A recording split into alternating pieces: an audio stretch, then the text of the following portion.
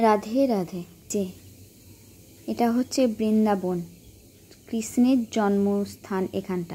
এখানে কৃষ্ণের জন্ম হয়েছিল। আর এটা হচ্ছে সেই প্রেম মন্দির। মানে বলে না, ভগবান যাকে যখন যেখানে নিয়ে যায় তাকে সেখানেই তখন যেতে হয়।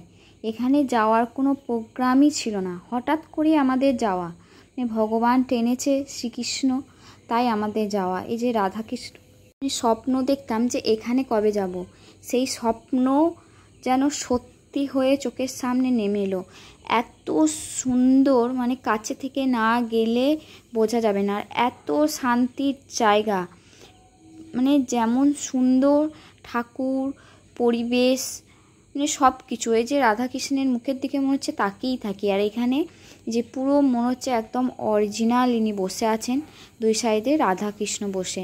আর এই যে সেই কৃষ্ণ কড়ি আঙুল দিয়ে যে পর্বতটাকে তুলেছিল সেটা।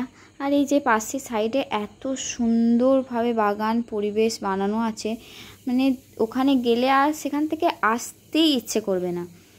মানে এত ভালো লেগেছে।